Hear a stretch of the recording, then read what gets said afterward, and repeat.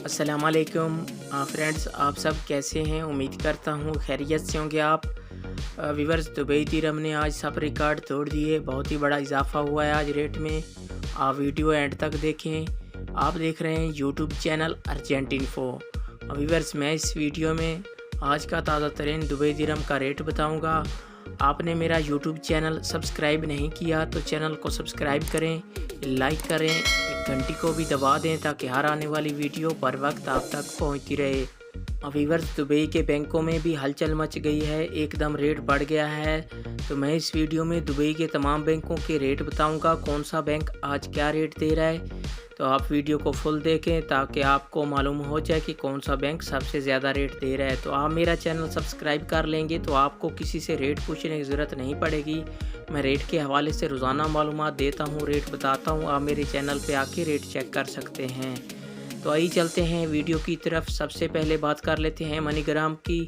पाकिस्तान का रेट दे रहा है 47 रुपये 44 पैसे और इंडिया का आज का रेट दे रहा है 20 रुपये 29 पैसे और बांग्लादेश का आज का रेट दे रहा है 23 टका 16 पैसे और नेपाल का आज का रेट दे रहा है 32 रुपये 38 पैसे।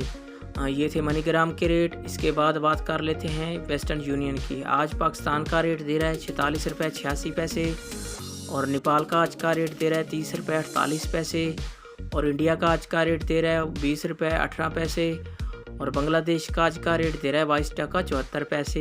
ये थे वेस्टर्न यूनियन के रेट।